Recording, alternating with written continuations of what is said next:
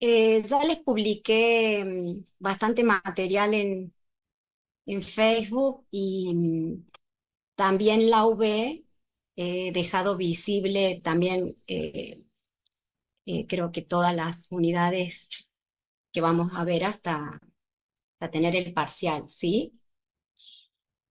Cualquier problema que tengan en no ver algún archivo o algo me avisan.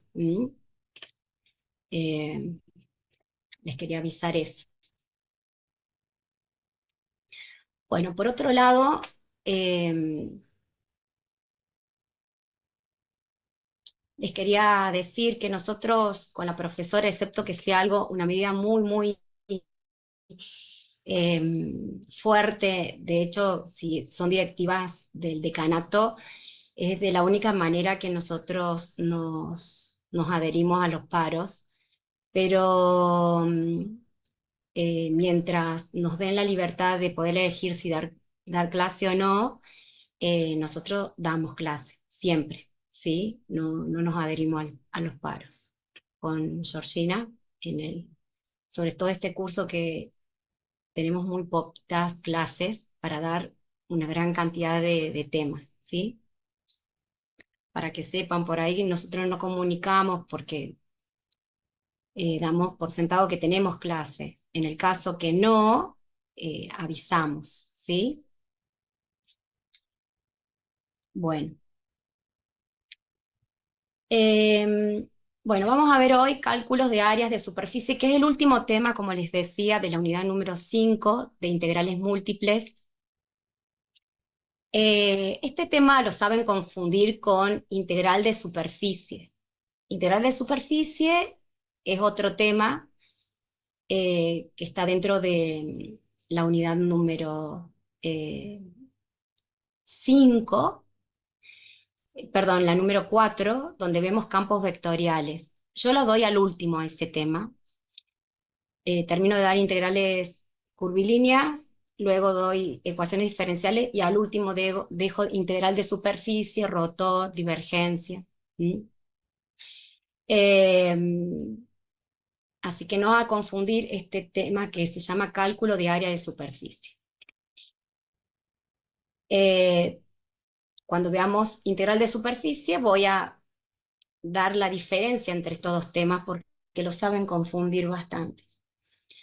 Bueno, por ahora vamos a definir qué es lo que vemos en este tema. En este tema lo que nosotros queremos calcular eh, es cuánto mide esta superficie, ¿sí? La superficie Z. Ese es mi objetivo en este tema. Si bien vamos a utilizar una integral definida, ¿sí? Eh, Esa integral definida no va a calcular el volumen por debajo de esta superficie, sino lo que va a calcular es el área de superficie.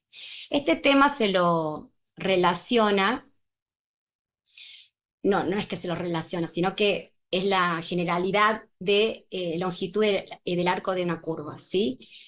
Es una integral definida, perdón, donde tengo la raíz. Esto es una fórmula que ya está eh, definida, digamos, estipulada, y nosotros vamos a ver la demostración cómo la obtenemos, pero para una función de dos variables independientes. En este caso, la que están viendo aquí es de una sola función, de una función de una sola variable independiente. Si bien es una integral definida, como les había mencionado, esta integral, así como está con esta fórmula, no calcula el área por debajo de la curva, sino que mide la longitud de esta curva, ¿sí? A veces es fácil medir la longitud de algo que es recto, ¿sí? Pero ya cuando tiene una curva es más difícil de obtener. Nosotros conocemos cuánto mide la curva de una circunferencia de radio R y la fórmula es 2pi por radio. Esa la conocemos, pero no todos son circunferencia, entonces con esta formulita nosotros calculamos eh, la longitud de esa curva. ¿Mm? Vamos a utilizar dos conceptos. Primero que es la fórmula del arco de una curva, la longitud, para calcular la longitud, que es una integral definida entre AB, la raíz cuadrada, acá dice f de A y f de B, pero en realidad es un intervalo AB, no es f de A ni f de B. La raíz cuadrada de 1 más la derivada de la función eh, al cuadrado por el diferencial de y, ¿sí? Y el otro concepto que vamos a utilizar para ir armando la fórmula que nosotros necesitamos para el cálculo del área de superficie es proyección de un vector. Todo lo que es proyectar, ¿sí? Este es un concepto de álgebra, que lo hemos utilizado bastante, se utiliza el producto con el coseno. El coseno del ángulo formado entre ese vector que quiero proyectar y un versor, ¿sí? Entonces, eso es lo que se llama proyección escalar y tiene esta fórmula. Y la vamos a utilizar también para poder calcular el área de superficie. Volvemos aquí. Bueno, vamos a considerar una función z de f de xy que está limitada por una curva lambda. Si yo proyecto la sombra de esa superficie, voy a obtener un dominio D, acá rectangular, delimitado por una curva L. Calcular el área de este dominio, de lo que está proyectado acá abajo, es fácil, porque yo lo subdividiría y, bueno, calcularía cada subrectángulo, el área de cada subrectángulo, lo sumo y obtendría el área de este rectángulo denominado D, que sería el dominio, ¿sí? Y eso es fácil de calcular, porque yo hago base por altura de esto y calculo el área. Pero si nosotros lo proyectamos, esta curva, perdón, esta superficie no es así plana, como el dominio D, sino que tiene una curva. Y la curva, ¿sí? Si yo lo proyecto en un plano, esto sería algo aproximado de lo que realmente este, valdría el área de esta superficie. Bueno, ¿y cómo vamos a hacer para poder calcular el área de esta curva, de esta superficie curva, que tiene es como cóncava, ¿sí? Lo que vamos a hacer es tomar un punto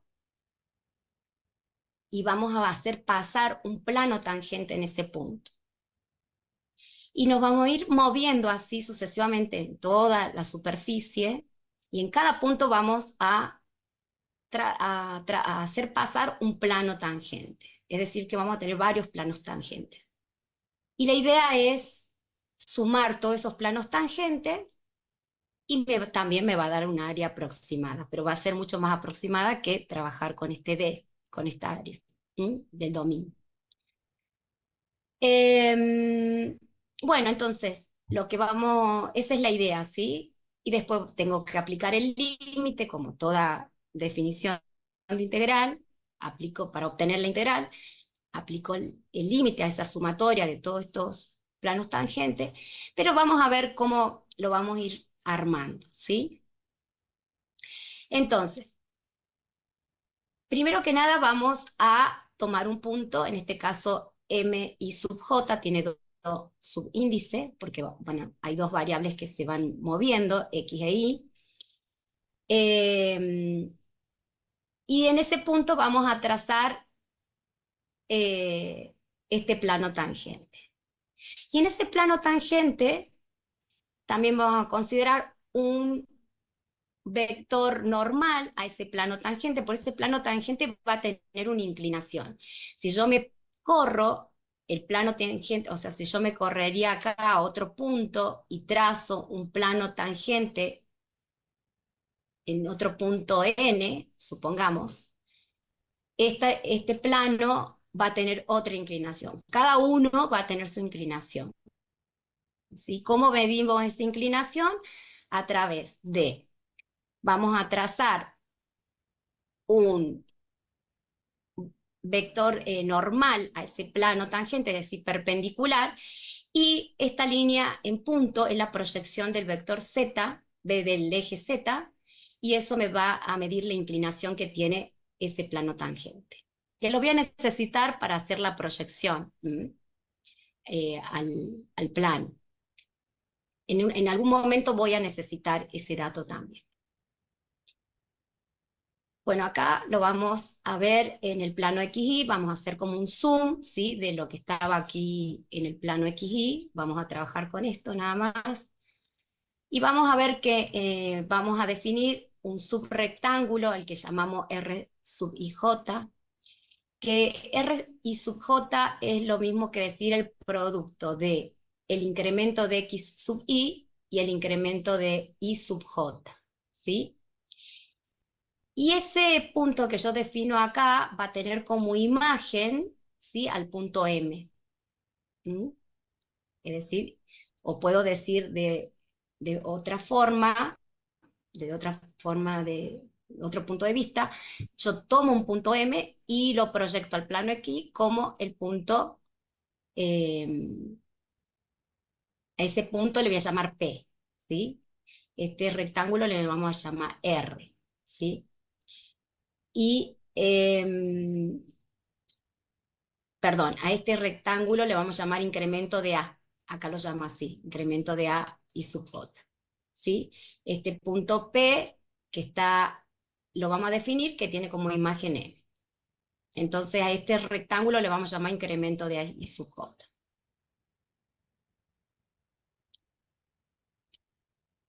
Bien. A ver, lo vamos a ver acá, porque acá no se ve muy bien.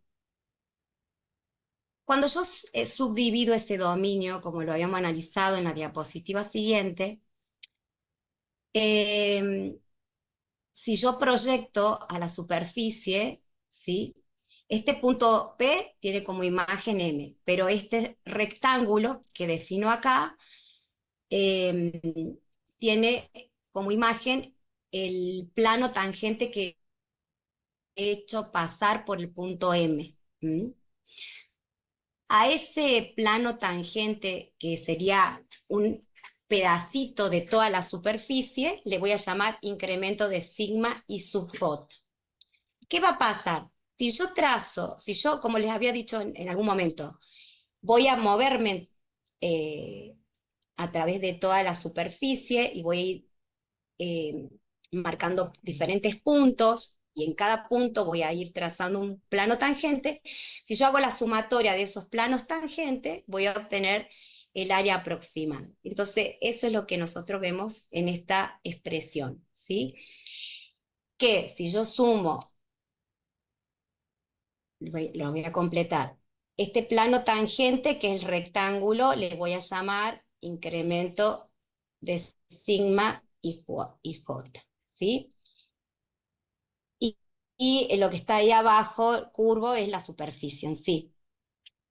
Entonces, si yo sumo todos los planos tangentes, que está especificado en esta sumatoria doble del incremento de sigma y sub J, voy a obtener el área aproximada de esa superficie, ¿sí? Pero yo quiero saber cuánto es el área exacta, ¿no?, de esa superficie. Lo que voy a hacer es aplicarle el límite, ¿no?, a esa sumatoria. Yo me voy a adelantar un poquito, esperen acá. Yo le aplico el límite a esa sumatoria, ¿sí?, que está acá, y de esa manera yo voy a obtener el área aproximada, el área eh, exacta. Pero ¿qué pasa? Este incremento de sigma, si yo en la práctica quiero calcularlo, no es una fórmula práctica, ¿sí? ¿De dónde saco los datos? ¿Cómo la voy a armar? Entonces, de esa manera voy a ir, de alguna manera, reemplazando este incremento de sigma y sub j por expresiones, ¿sí?, que en la hora de calcularlo en la práctica, yo pueda calcular, ¿sí? Porque el incremento de sigma y sub j, a ver, no me dice nada, no tengo forma de calcularlo. Sí, conceptualmente me está dando la idea. Y si le aplico el límite de esa sumatoria doble, yo voy a obtener el área exacta de la superficie.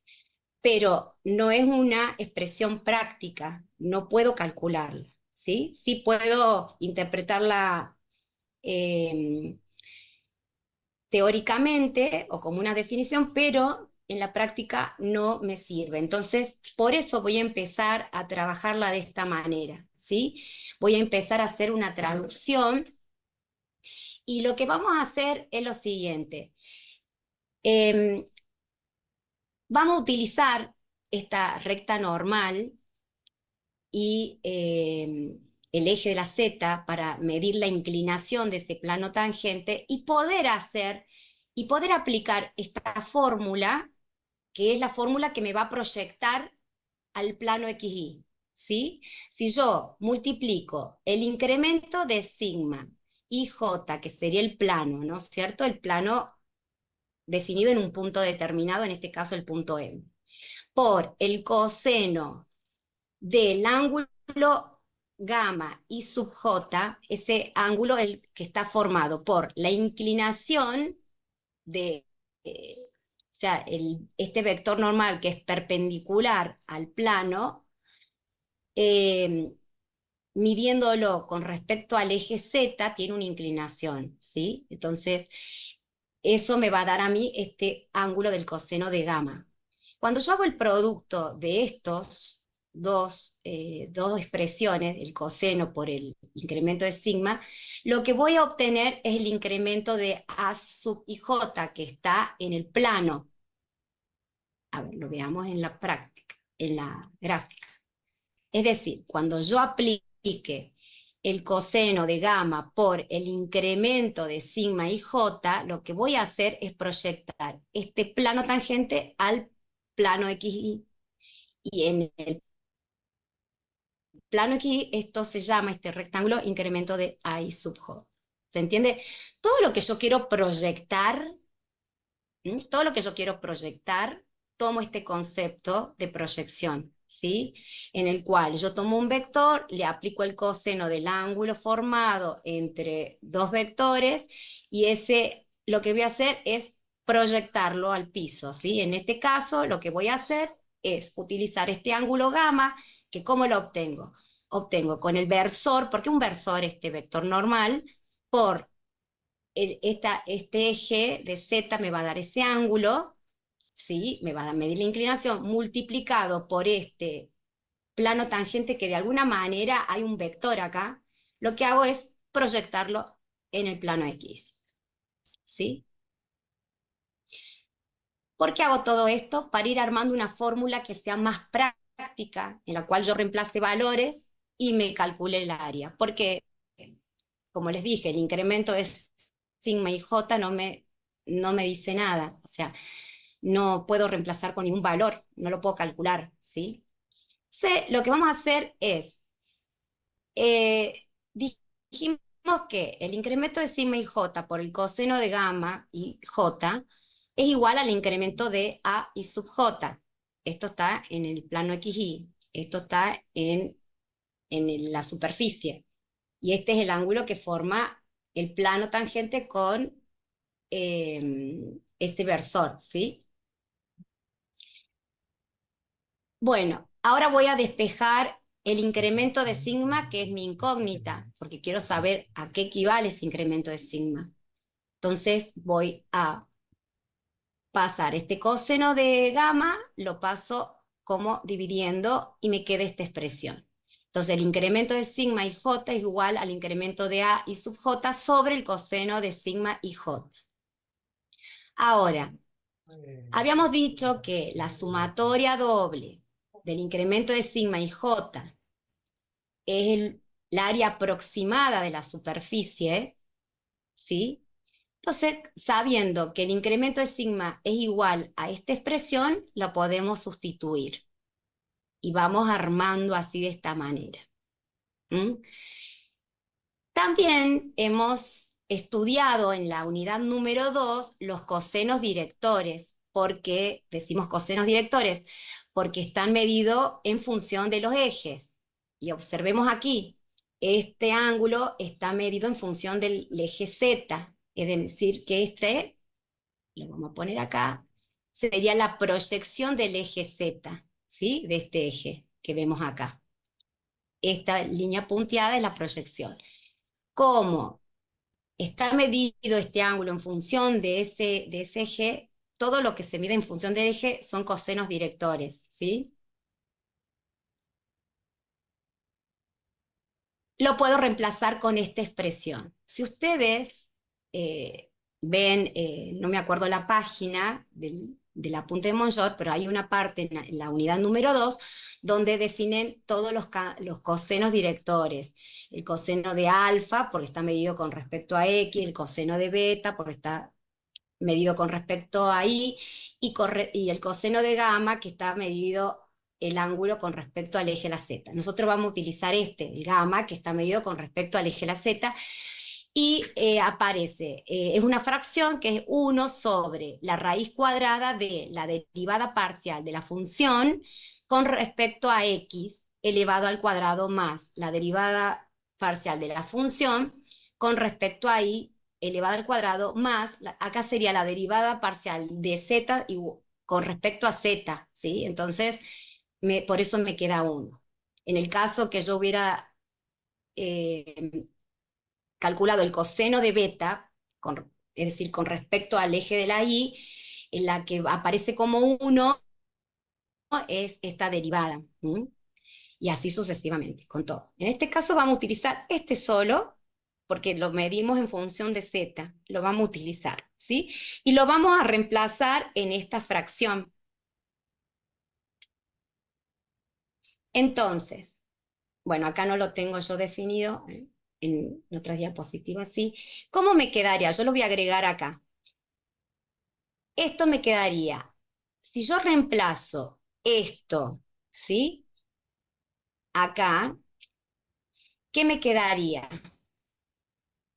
Yo para no escribir tanto, voy a poner 1 acá sobre el incremento de A y sub J, ¿sí? Sería esto así sobre lo que yo reemplazo como el coseno de gamma, ¿sí?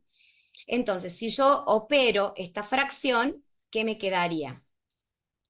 La raíz cuadrada por el incremento de A y sub J, sobre 1 que no se pone, ¿sí? Entonces vamos a decir que el incremento de sigma y sub J yo la puedo reemplazar con esta expresión. Ahora, habíamos dicho que ese incremento de A y sub J es lo mismo decir, el incremento A y sub J es lo mismo decir el incremento de X y por el incremento de Y sub J, ¿sí? Es lo mismo. Entonces, voy a reemplazar este incremento de I sub J como los incrementos de X sub Y y X sub J. Acá no lo reemplaza, pero sería esto, ¿sí? Entonces, voy a reemplazar el incremento de sigma con toda esta expresión y para que tengan en cuenta que el incremento de A es igual al producto de estos dos incrementos, ¿sí? Entonces, esto es una sumatoria doble porque hay dos subíndices variando, por yo me voy a ir corriendo a través de toda la superficie, entonces voy a tener subíndice J e I, ¿sí? Y va a ir variando. Si yo le aplico el límite cuando el incremento de A tiende a cero, ¿sí? Voy a obtener entonces la integral doble definida en un dominio de la raíz cuadrada de la derivada parcial de f con respecto a x al cuadrado más la derivada de f con respecto a y al cuadrado más 1 diferencial de x diferencial de y. Y esta es la fórmula para calcular el área de superficie, que es muy parecida a esta, que es de una sola función, perdón, de una sola variable, perdón, x. Entonces ve que acá tengo la derivada a la raíz cuadrada para calcular esa es la longitud de arco, pero nosotros queremos el área de superficie. Entonces vamos a obtener esta fórmula. Y esta fórmula sí es calculable, porque dada una función, yo le puedo calcular las derivadas parciales, ¿sí? Puedo definir el dominio de acuerdo al ejercicio, a la superficie, puedo definir los extremos como una integral doble común y corriente, definida, eh, y puedo calcularla. En cambio, esta, que me hubiera quedado como, esto me queda como la integral doble de sigma y j, imagínense, no puedo calcular nada, acá no puedo reemplazar nada, sí me da la idea, ¿sí? Pero no lo puedo calcular, ¿sí? Entonces, por eso nosotros trabajamos eh, la expresión para obtener una expresión que sea práctica o en la cual yo pueda reemplazar los valores. Bueno, esa es la conclusión, ¿sí? Y este es todo el desarrollo. Entonces, pasamos el limpio para que quede así claro. La idea es calcular el área de esta superficie, como no lo podemos hacer porque es cóncava y no puedo calcular el dominio porque sería algo aproximado, para resolver esa situación, salvar esa situación, vamos a trazar en cada punto un plano tangentes, vamos a tener varios planos tangentes a lo largo de toda la superficie. Voy a utilizar los cosenos directores de cada uno de los planos tangentes, solamente que en forma general expresamos uno solo. ¿Por qué? Porque la sumatoria de las áreas de todos estos planos tangentes a mí me va a dar el valor aproximado. Pero eso no lo puedo calcular así tan fácil, entonces lo que hago es proyectar ese plano tangente, que sí es plano, al dominio, o sea, en el plano XY, y hacer ahí una proyección, ¿sí? Eh, y bueno, y de ahí, o sea, la idea es esta, este es el concepto básicamente, pero el incremento de sigma no lo puedo calcular y lo voy reemplazando por todas estas expresiones y lo voy sustituyendo y voy calculando para obtener esta expresión. Bueno, y ahí terminamos, ¿sí? No sé si alguien quiere preguntar algo, ¿quedó claro esto?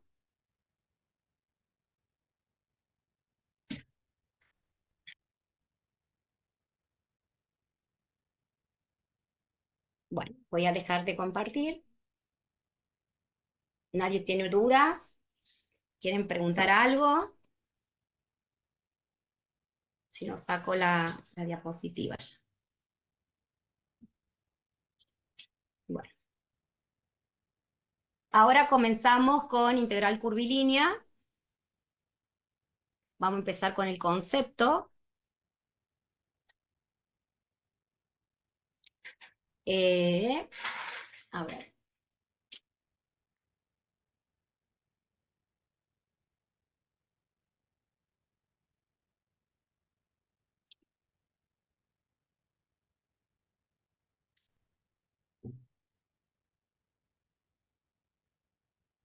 Bueno, integral curvilínea. Estas son integrales definidas, ¿sí? Como como veníamos trabajando, pero a diferencia de la integral definida que utilizamos para cálculo de áreas y de superficie, estas integrales, si bien son definidas, calculan otra cosa, ¿sí? No calculan áreas ni superficie, sino que calculan, para darle una traducción y una aplicación, calcula el trabajo que uno ejerce al aplicar una fuerza sobre algún elemento para trasladarlo de un lugar a otro, ¿sí? Básicamente, eso es la integral curvilínea, ¿sí? Es decir, que en su naturaleza no calculan áreas, sino que se aplica a otros conceptos de física. Yo les di como ejemplo el trabajo, pero yo lo puedo aplicar en muchos conceptos de física, ¿sí? Quiero aclarar que este tema lo pueden encontrar, que a ustedes les gusta googlear y para estudiar. También hay se lo aplica en campos, en funciones vectoriales, ¿sí? Pero nosotros lo vamos a aplicar a campos vectoriales. Nosotros lo vemos solamente aplicados a campos vectoriales. En el apunte de Monshore hay una parte donde trabaja este tema como función vectorial, pero no se lo toma nunca y no lo tomamos. Siempre, siempre aplicando funciones como campos vectoriales, campos vectoriales. Les hago esta aclaración porque por ahí googlean y les sale lo encarado de otra manera y pueden confundir. Ustedes cuando lo busquen este tema, siempre aplicado, en líneas también conocidas, aplicados a campos vectoriales. Bueno, ¿recuerdan lo que era un campo vectorial? ¿Sí? Un campo vectorial es una función que toma como entrada un vector, ¿sí? Y da como salida otro vector. Eso lo vamos a dejar así en claro. Bueno, aquí observemos la gráfica de la definición de donde sacamos la interpretación para armar la fórmula de la integral curvilínea, ¿sí? De esta integral. Bueno, la idea es, primero que nada les voy a mencionar los elementos que intervienen en esta integral. Y después le voy a ir armando cómo se va formando esta expresión. Bueno, los elementos son, en primer lugar, tiene un punto inicial y tiene un punto final, ¿sí? Ese es un elemento, punto inicial y punto final. El otro elemento que tenemos es la trayectoria, es decir, cuál es el camino que yo sigo. También, entonces, a ver, lo vamos a ir escribiendo. Un elemento es el punto inicial y punto final. En este caso sería A y B.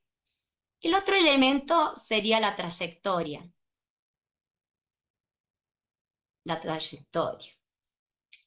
El otro elemento es la fuerza, ¿sí? La fuerza que yo voy a ejercer. Cuando yo les di el ejemplo del trabajo, bueno, a ver, yo tengo un mueble que lo tengo posicionado en este punto y lo quiero llevar siguiendo esta trayectoria al otro punto, a este lugar. Pero yo tuve que haber ejercido una fuerza. Esa fuerza le vamos a llamar F, tiene subíndice J, ¿por qué? Porque esta curva la voy a subdividir en diferentes segmentos, ¿sí? Y en cada punto de esa división que yo haga, en cada punto se va a generar un vector. Ese vector al que yo le llamo la fuerza. ¿Y qué sería el campo vectorial? Esa sería la función que sería el campo vectorial. Esto es el campo vectorial. Vamos armando, para aquellos que nunca vieron este tema, vamos armando la idea. Para aquellos que ya lo vieron, lo van asimilando un poquito mejor. ¿Sí? Lo vamos viendo detalle por detalle. Otro elemento que tengo es el vector dirección, que es el incremento de S sub I. Es el incremento de S sub I, que después cuando yo le aplico el límite se transforma en el diferencial. El diferencial se transforma en esto. Que sería el vector dirección, ¿sí? Porque estos ejercicios tienen la característica que depende del sentido que yo tenga o tome la dirección que tome, es importante, ¿sí? Si yo me dirijo de A a B o me dirijo de B a A, entonces hay que tenerlo en cuenta. Bueno, y esos serían los elementos.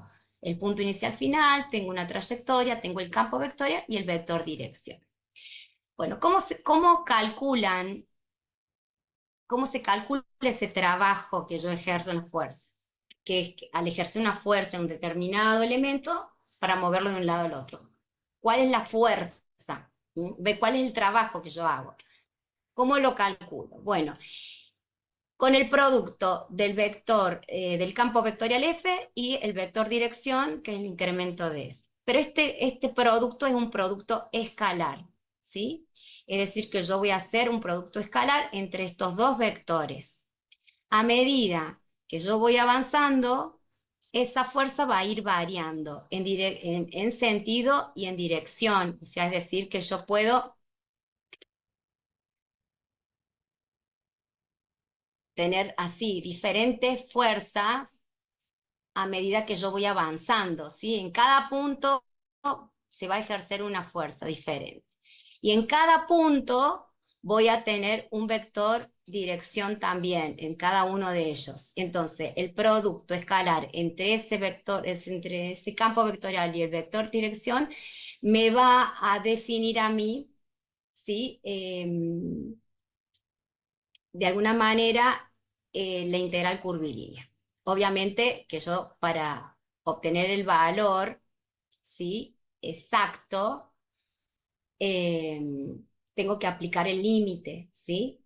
Porque esta sumatoria de cada uno de los puntos entre los productos escalares del vector dirección y el vector o el campo vectorial, voy sumando cada uno de ellos y de ahí me va a dar a mí el trabajo aproximado, si lo hago así. Si le aplico el límite cuando el incremento de ese tiende a cero, es decir, que voy a hacer esa partición muy pequeña, que sigo con ese concepto de integral múltiples, ¿sí?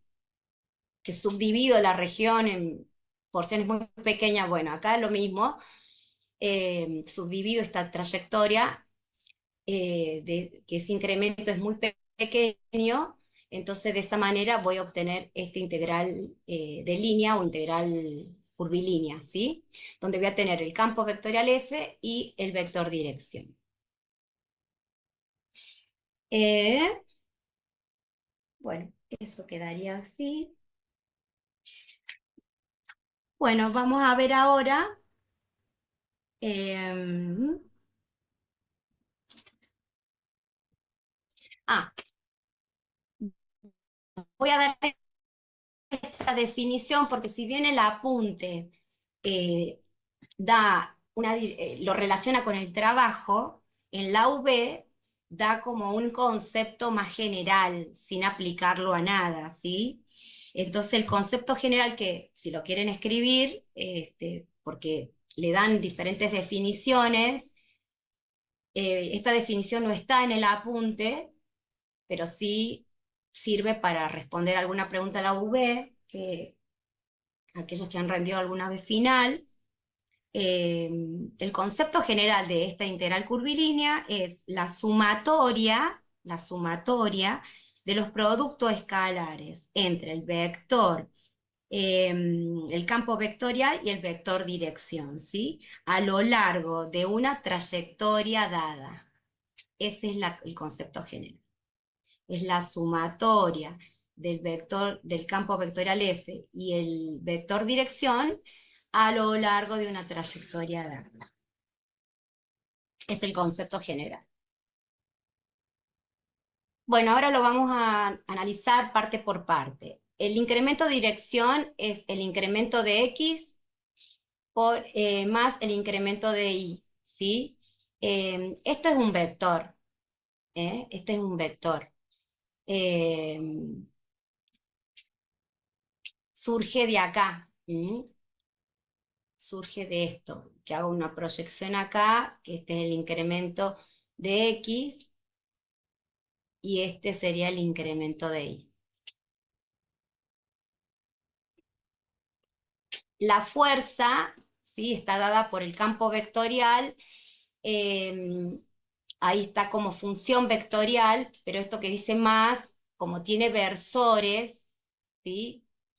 Acá tiene el versor I, J, es un vector, voy a definir el vector fuerza acá como el vector de la función P, que es de dos variables independientes, y el vector y la función Q, que también es una función de dos variables independientes, ¿sí?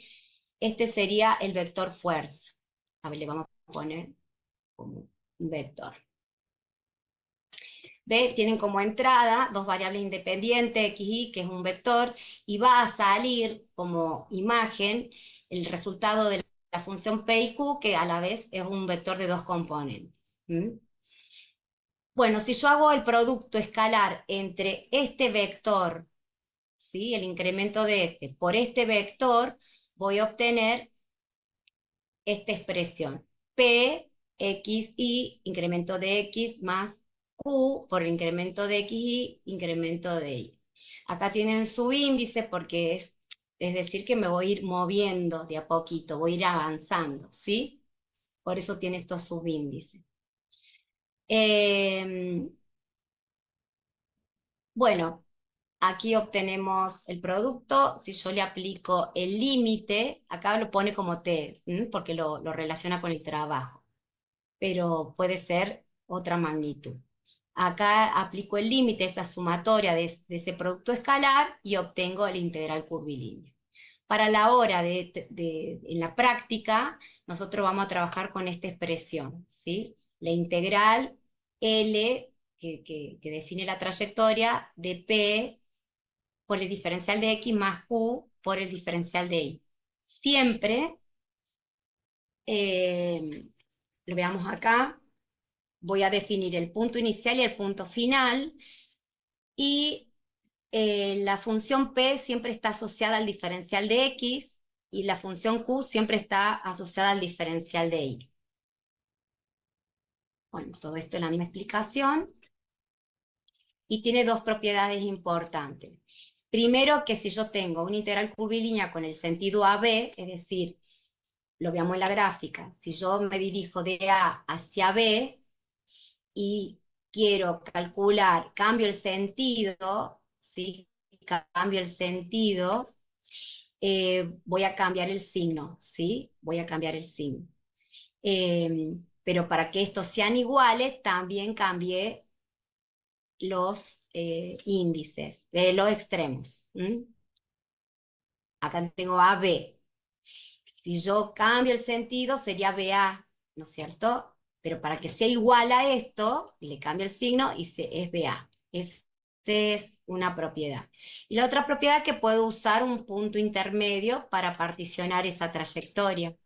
Entonces voy a tener una integral curvilínea de AC hasta el punto intermedio, el cuerpo siempre P, diferencial de X más Q, diferencial de Y, más C de B, la otra parte de la integral, P diferencial de X más Q diferencial de Y. Y el valor o el resultado de esta integral curvilínea va a ser la sumatoria de esas dos trayectorias. También tenemos integrales curvilíneas cerradas que se denotan con un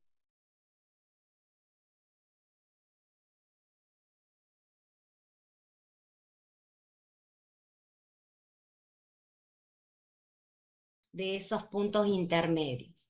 Y otro concepto que tenemos que tener en cuenta, que tiene sentido, puede tener sentido antihorario, que tiene esta dirección, es decir, siguiendo así,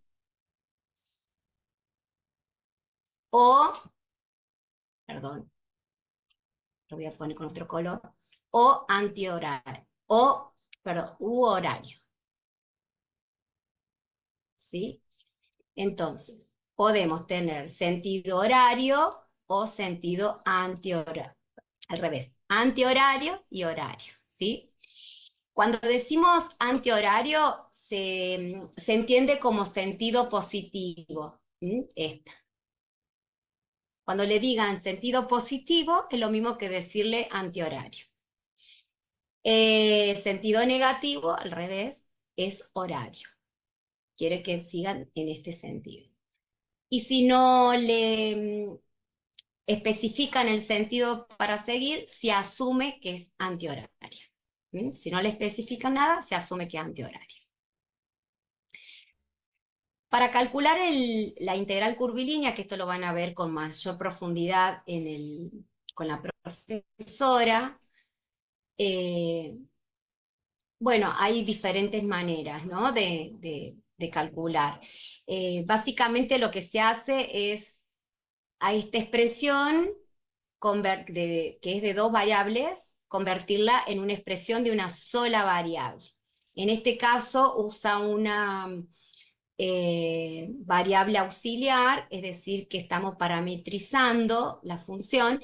No es muy utilizado en la práctica, pero sí se lo menciona en la parte teórica, pero yo puedo parametrizar la, la integral curvilínea. O bien, eh, no utilizo una tercera variable, sino que voy a usar una de las dos, es decir, voy a tener como integral curvilínea esta expresión, ¿sí? A lo largo de una parábola, siempre en el ejercicio, en la parte de la práctica, siempre van a tener el campo vectorial que es P y Q, siempre van a tener el punto inicial y final como dato y van a tener la trayectoria. Eso siempre lo tienen como dato, o también pueden darle una gráfica y que usted interprete en esa gráfica y sacar todos los valores, pero en esa gráfica también van a estar estos datos. Los extremos, el campo vectorial y la parábola, ¿sí? La parábola en este caso, sino en la trayectoria, ¿sí? El campo vectorial siempre es la función, entonces se lo dan, eso sí se lo dan. Pero a veces los puntos inicial y final puede estar expresado en una gráfica y la trayectoria a seguir también puede estar dada como dato una gráfica. Eh, y si no, se lo dan así. Y la idea en la práctica es poner, o sea, convertir este integral en un integral de una sola variable independiente. No usando t como recién parametrizada, sino o ponerla en función de x o en función de y. Bueno, ¿cómo hacemos? Vamos a utilizar la trayectoria. En este caso, y igual a x al cuadrado. Entonces voy a sustituir al, a y del campo vectorial como x al cuadrado, ¿sí? Voy a hacer una sustitución. Esta x queda como x, ¿sí? Esta y al cuadrado me quedaría, como es x al cuadrado, me quedaría x al cuadrado, porque voy a sustituir y al cuadrado, como está acá elevada al cuadrado, me va a quedar x a la cuarta. El diferencial de x queda como diferencial de x, 2 queda como 2, x queda como x, y queda como x al cuadrado, porque vamos sustituyendo por la trayectoria, y el diferencial de y lo voy a obtener, que también lo tengo que poner en función de x, entonces lo que hago es derivar la trayectoria y voy a obtener ahí el diferencial. Es decir, que acá va a ser la diferencial de y sobre diferencial de x, pasa dividiendo y derivo x al cuadrado que queda como 2x y me queda el diferencial de y. Y esta expresión es que la que voy a sustituir en el diferencial de y. Después me queda, hago todas las operaciones matemáticas y obviamente que aquí yo empecé con un punto 0, 0, 1, 1 porque están las dos variables expresadas. Pero acá, como ya queda en función de x, solamente voy a utilizar los valores de x, de 0 a 1, queda una sola. Si yo lo hubiera convertido en y, todo queda en función de y, voy a utilizar los valores de y, ¿sí? De los puntos. Es decir, en la práctica, en conclusión, es convertirla en un integral simple, quedando siempre una de las variables independientes, ¿sí? Solamente toda la expresión en función de una de las variables independientes. Bueno, acá hay un ejemplo parametrizada que se no la ven. Y bueno, otra condición eh, importante que tenemos que tener en cuenta, si depende o no depende de la trayectoria. ¿Cómo me voy a dar cuenta yo esa dependencia o la no dependencia? Bueno, lo que voy a hacer es calcular primero voy a identificar P y voy a identificar Q, ¿sí? Y a P la voy a derivar con respecto a I. Si esa derivada es igual a la derivada de la función Q con respecto a X, voy a decir que tiene independencia de trayectoria. Esta es la condición para que tenga independencia de trayectoria. ¿Qué significa esto? Que tenga independencia de trayectoria.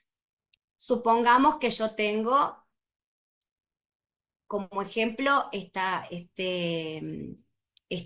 integral, ¿sí? De línea que tengo que calcular. Es decir, que quieren que calcule cuánto vale trasladarme de A a B, ¿sí? Bien, si yo calculo la integral curvilínea partiendo del punto A hasta llegar al B, siguiendo esta trayectoria, yo voy a obtener un valor, ¿sí? Si hay independencia de trayectoria, si tomo otro camino, por ejemplo, tomo este camino A, E, B, y si lo calculo, también me va a dar el mismo valor que la otra trayectoria. ¿Qué ventaja tengo al saber si tiene independencia de trayectoria o no? Si yo tuviera que calcular en la práctica, me dan para resolver esta integral curvilínea, me da el punto A, me dan el punto C, me dan el punto B. Eh, lo que yo tendría que hacer es tener una integral curvilínea por cada trayectoria que tenga. Supongamos que yo use un punto intermedio C y acá utilizo un punto intermedio C. Yo de A a C tengo una integral curvilínea 1, y voy a tener que calcular del punto inicial A a C, ver la trayectoria, qué forma tiene, sustituirla, calcular esa integral simple, y después seguir con la otra trayectoria. Integral curvilínea 2, que es de C a B. Y utilizar los datos de C, B, etcétera, y calculo la integral curvilínea. De B, otra integral curvilínea. Una integral curvilínea 3 y de A, otra integral curvilínea. Como resultado final, tengo que sumar. ¿Cuánto me dio la integral curvilínea 1 más la integral curvilínea 2 más la integral curvilínea 3 más la integral curvilínea 4? Y esto me va a dar el valor a mí de la integral curvilínea total, ¿sí? Ahora, si yo me tomé el trabajo de analizar primero esto, calculo esto y sé que son iguales, quiere decir que la integral curvilínea 1 va a ser igual que la integral curvilínea 2, va a ser igual que la integral curvilínea 3, y si yo hubiera usado otra trayectoria de acá hasta acá, también me hubiera dado la misma. Es decir, que todos hubieran tenido el mismo valor. Entonces, en el caso, por ejemplo, para ponerle un valor, acá me dio 2, ¿sí? Y si sé que tiene independencia de trayectoria, entonces esta también va a valer 2, esta también va a valer 2, va a valer 2. Entonces, calculo una sola, la más fácil, y la multiplico por todas las integrales curvilíneas que tengo. O sea, supongamos que la integral curvilínea 1 sea la más fácil, entonces vale 2. Multiplico por 1, 2, 3, 4. Es, son 1, 2, 3, 4, sí. Lo multiplico por 4, me va a dar 8 la integral curvilínea. Entonces me ahorro todos los otros cálculos, ¿sí? Si esto me hubiera dado distinto a 0, distintas, quiero decir, no distintas a 0, distintas, entonces ahí estoy obligado a calcular esta integral, esta integral, esta integral, esta integral, porque van a ser distintas.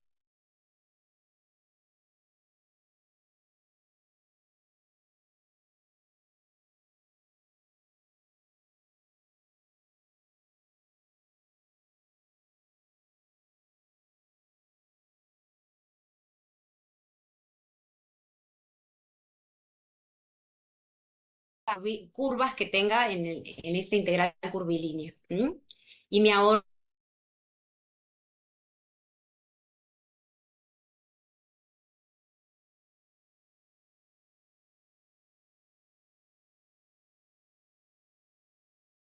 Perdone, profe, lo último se cortó.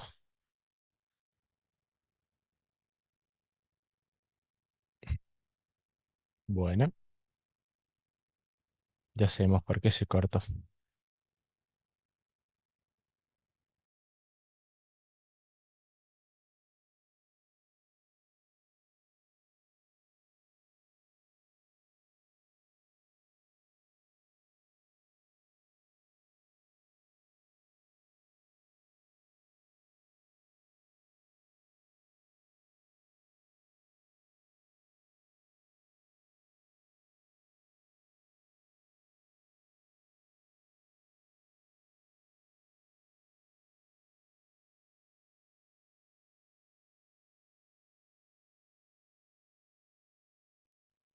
Ahí parece que volvió.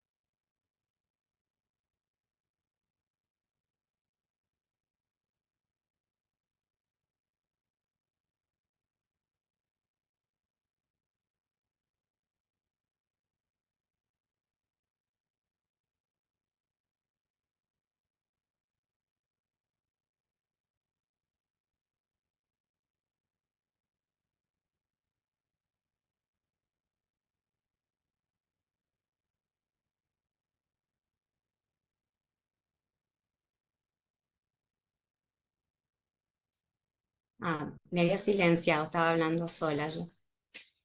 Ahí está, ahí comparto. Sí, se había cortado un ratito antes de que saliera del Zoom, ya no había audio. No había audio.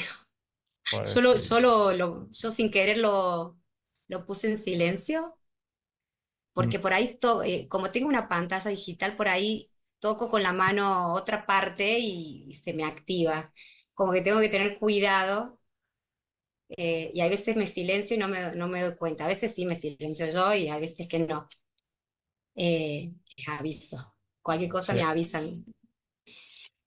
Bueno, en este caso, eh, lo que estábamos hablando es que esta es la ventaja de saber que tiene independencia de trayectoria.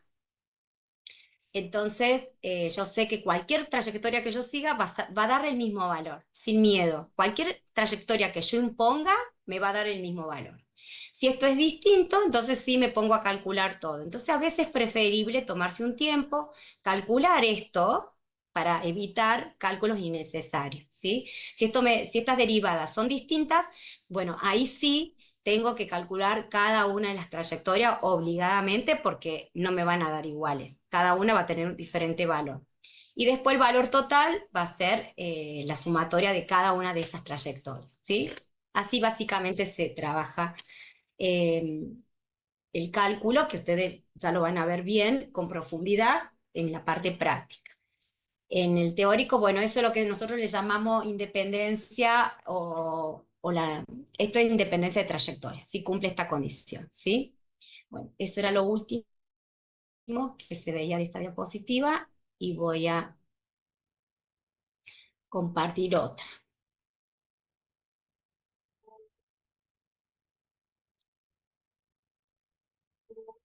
Eh,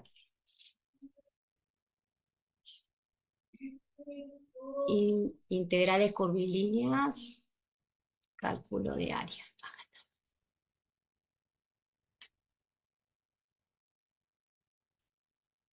Bueno,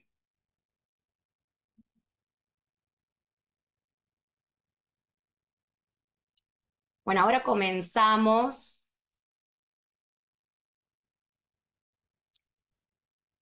con lo que les encanta a ustedes, las demostraciones.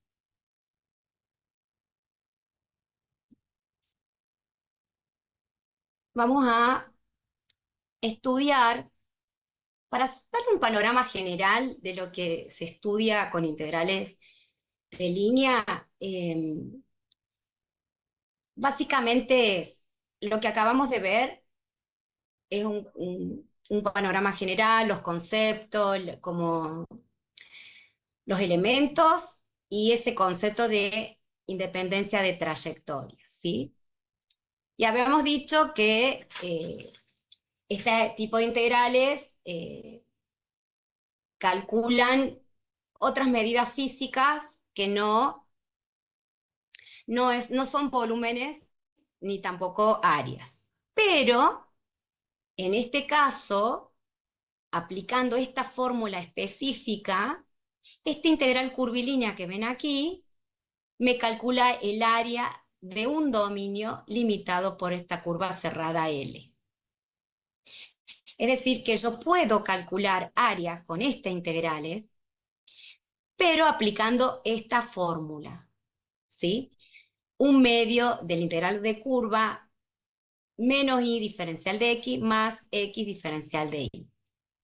Si yo aplico esta fórmula en la resolución de este integral, yo en vez de obtener el trabajo, dicho de otra manera, voy a obtener el área. ¿Mm? Al principio habíamos dicho que no se podía, pero bueno, sí se puede, pero aplicando esta fórmula, no en su naturaleza en sí. ¿Mm? Aplicando esta fórmula. Ahora vamos a ver cómo vamos armando esa idea, ¿sí? Yo voy a, primero que ustedes saben que un integral, la integral que calcula área es un integral doble, ¿sí? Es un integral doble.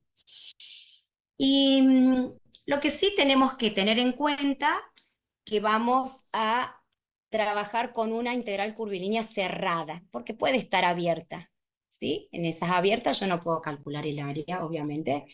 Tiene que estar siempre cerrada, ¿sí?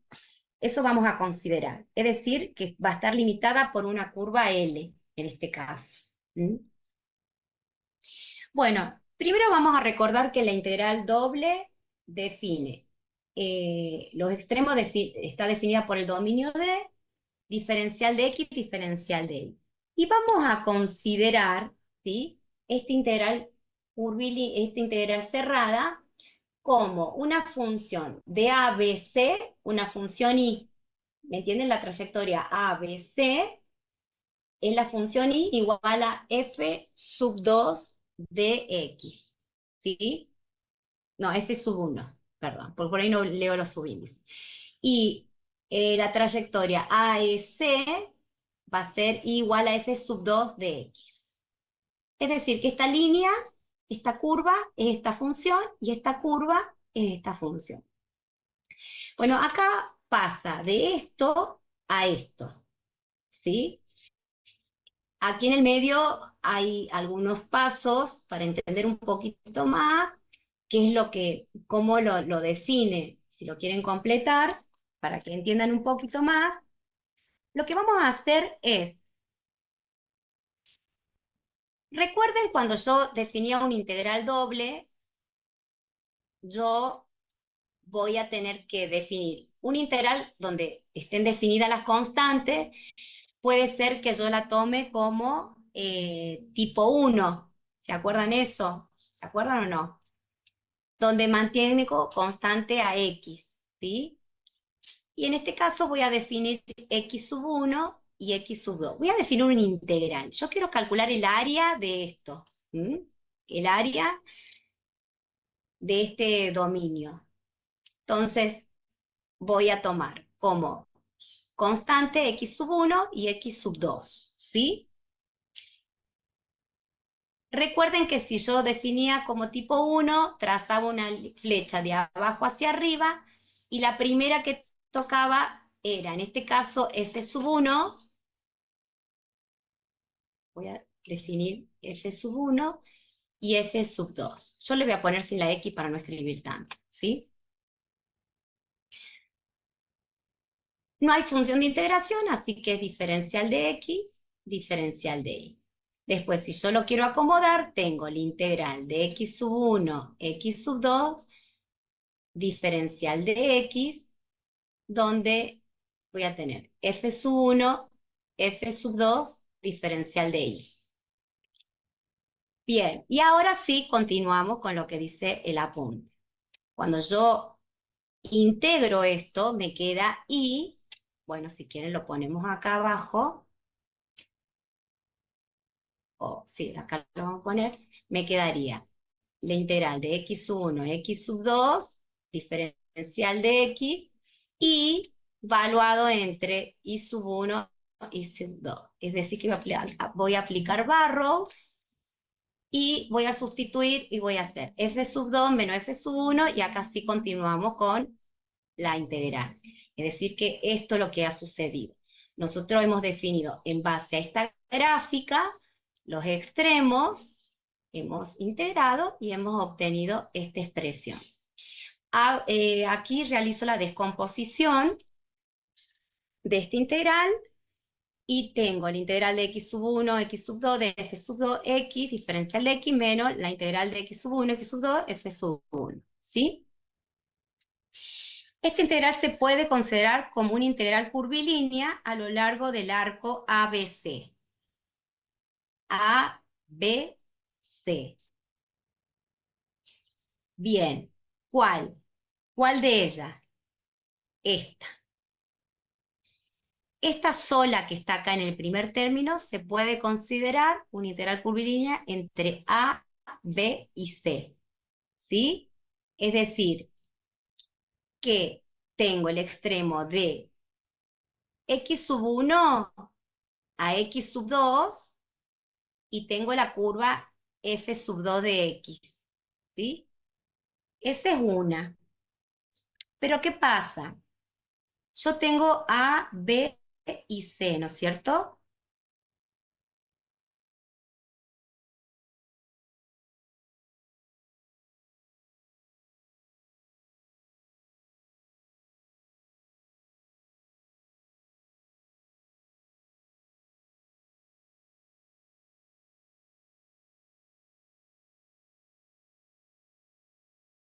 Se volvió a cortar,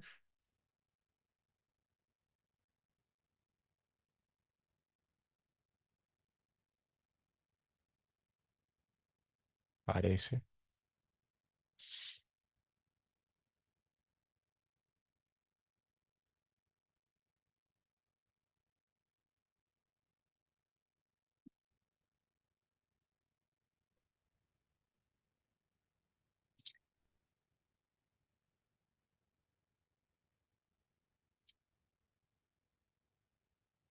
Ahí volvió. Ahí volví. Estamos. A Se ver. quedó justo donde decía yo tengo A, B y C. Bien. A ver. Voy a volver. A ver si esta es. ¿Me permitirá?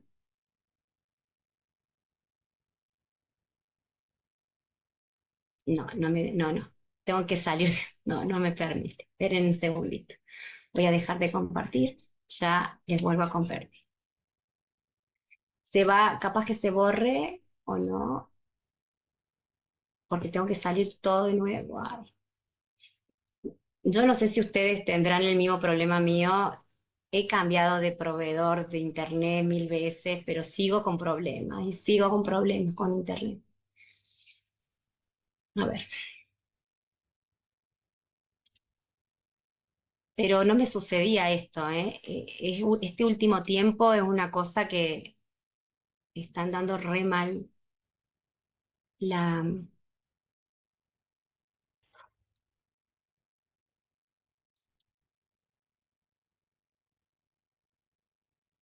Bueno, por lo menos terminar de explicar esto. Esperen. Bueno, volvamos de vuelta. Que dije yo ABC. Bueno, esta integral curvilínea ABC está en función de esta trayectoria, I igual a f sub 1. y la trayectoria que está arriba, AEC, está en función de I igual a F sub 2. Esta demostración la vamos a dividir en dos partes, ¿sí? Primero vamos a trabajar esta parte A, en la cual voy a tener definida la integral x sub 1, x sub 2, f sub 2, diferencial de x. Esto es definido como una integral.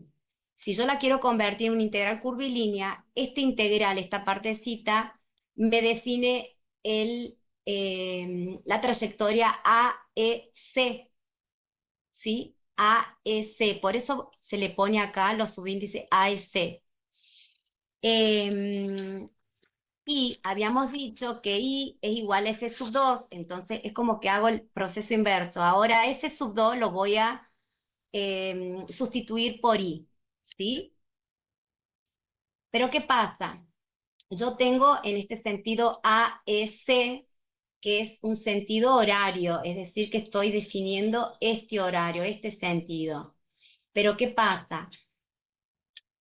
Eh, Cuando no te especifica nada, tiene que ser antihoraria, ¿eh? Yo necesito este sentido.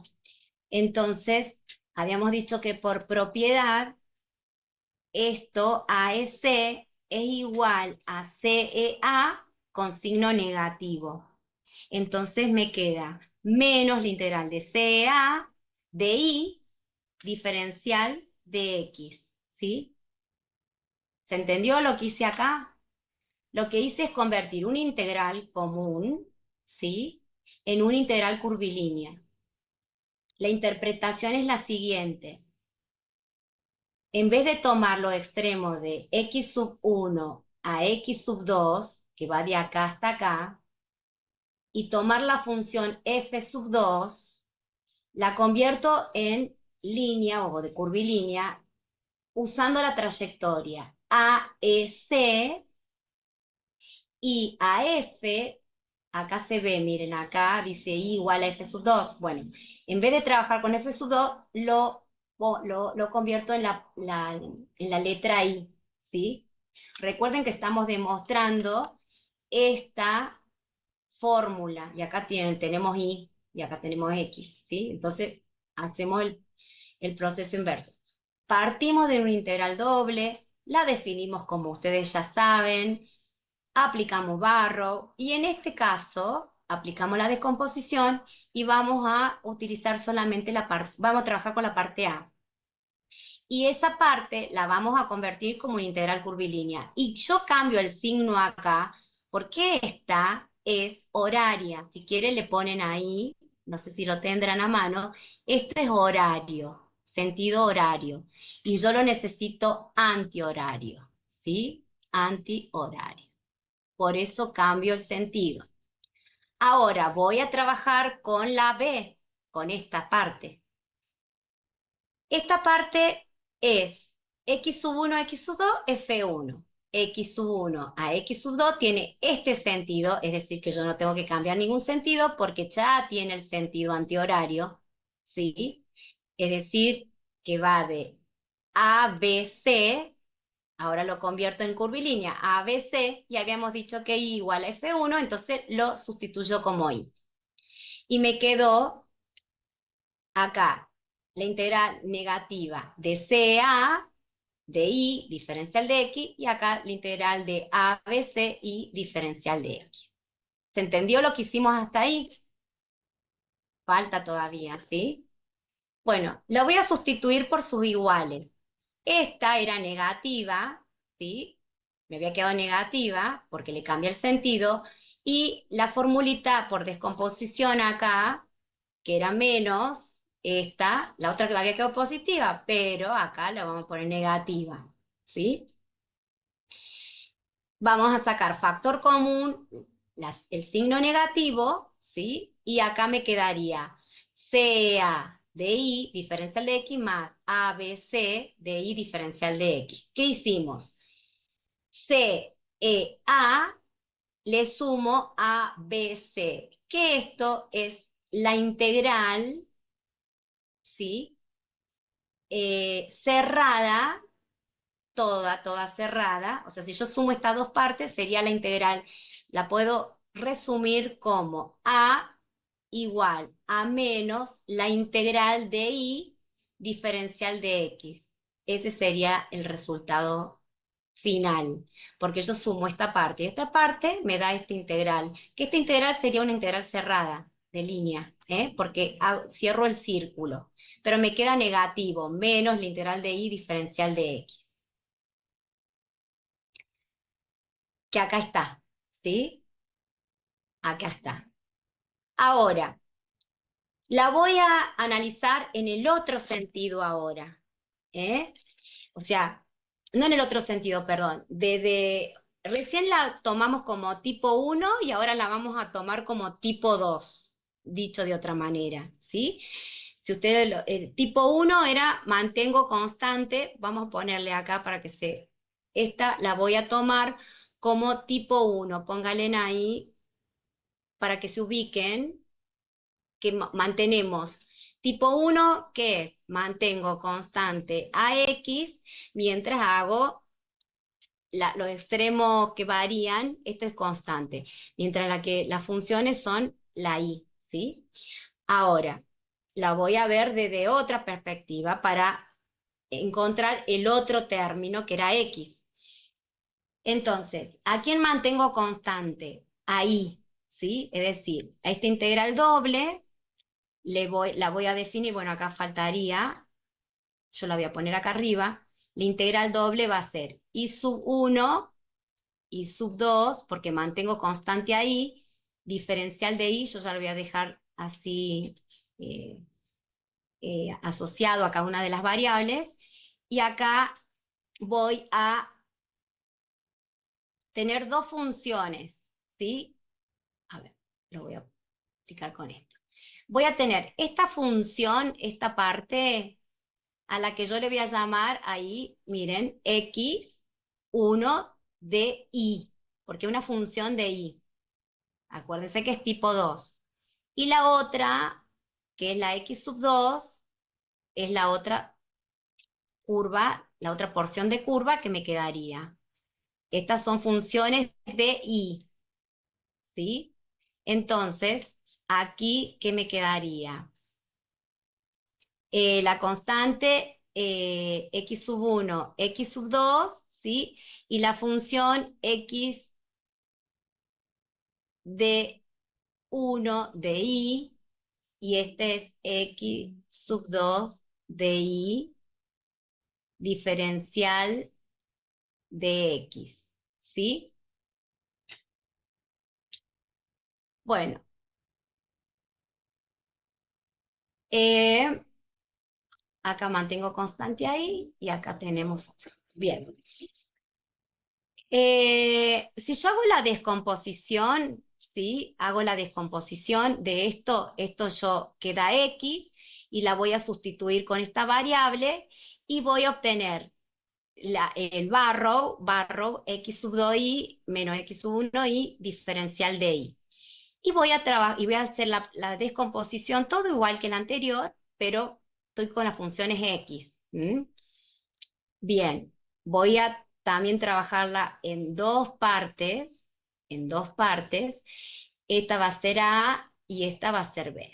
Y voy a trabajar de la misma manera y lo voy a sustituir. No se le pide toda la demostración, sino que de esta forma, cuando yo la trabaje con este razonamiento de ir convirtiéndola en integral curvilínea, obtengo como resultado final la integral curvilínea L de x diferencial de y. Entonces, como yo lo he dividido en dos partes, o sea, primero la trabajé como tipo 1, con este sentido, y después lo trabajé mirándola desde otra perspectiva, como tipo 2. Entonces, voy a hacer la sumatoria de esto más esto. Tengo la integral de L menos y diferencial de x más x diferencial de y. Y voy a dividirlo por 2, ¿sí? Por eso está con un medio acá. Porque ¿cuántas veces calculé el área yo?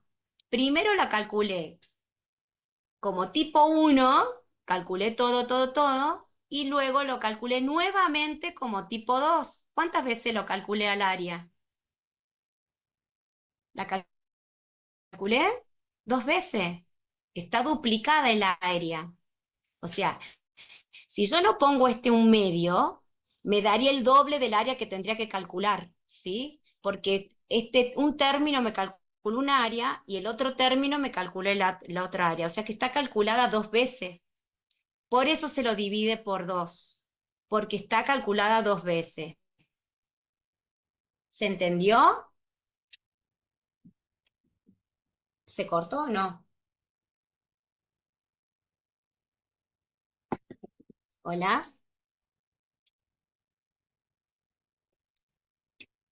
Eh, bien. No sabía si me estaban escuchando o no.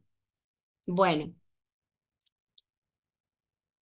entonces de esa manera demuestro que esta fórmula calcula el área. Entonces, en resumen, esta gráfica, ¿no es cierto? Esta es la formulita. Ahora, voy a plantearla como tipo 1. Mantengo constante a x, mientras, acá vemos, constante x, mientras la y es la función. Aplico barro. De acá empieza el razonamiento. Voy a tomar un término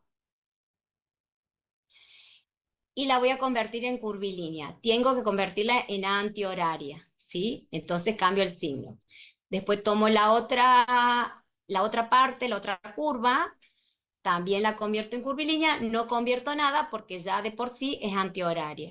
Después sumo las dos, no sumo, básicamente la resumo en una sola integral curvilínea cerrada. Si no es que la sumo, sino que usando la trayectoria CA a veces lo resumo como una integral cerrada. También podríamos ponerle un anillo acá para decir que esta es la integral cerrada, ¿sí? No se la pone porque se la va a utilizar en la fórmula, pero básicamente es una integral cerrada, la convierto en cerrada. Y después vuelvo a hacer la misma demostración, pero desde el otro sentido, es decir, la voy a tomar como tipo 2. Esta la pongo como tipo 2. La de tipo 2, si quieren ver cálculo de integrales doble, en el video de Facebook, ahí explico tipo 1, tipo 2 y cómo definir los extremos y las formas que se pueden presentar. Eso ya es más bien práctico. Ahí le explico cuál es tipo 1, tipo 2. La tipo 2 mantiene constante ahí, ¿sí? Mientras hace variar a X, pero estas funciones quedan en función de Y. Bueno, la divido en dos, el AB, que ustedes lo podrían desarrollar, y obtengo esto como fórmula final. Y ahora sí, lo que hago es unir estas dos expresiones en una sola y la tengo que dividir en dos porque yo he calculado el área 2 veces. Ese es el por qué se divide un medio. Bueno, hasta aquí llegamos con integrales curvilíneas. La clase que viene vemos teorema de Green, demostración. ¿Qué otra cosa más nos quedaría? A ver, teorema de Green y, estoy viendo acá, función potencial, ¿sí? Y ya empezaríamos después con ecuaciones diferenciales. Ahora que esto se lo pueden ver con más detalle porque el teorema de Green es un poquito más complicado, pero se basa en el mismo concepto que este, ¿sí?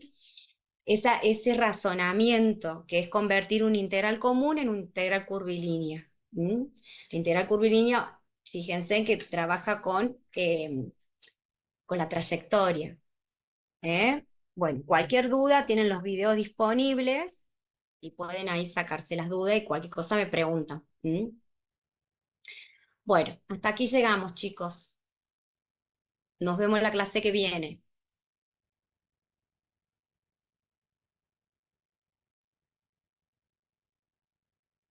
Buen fin de semana. Buen fin de semana largo, chicos. Descansen si pueden.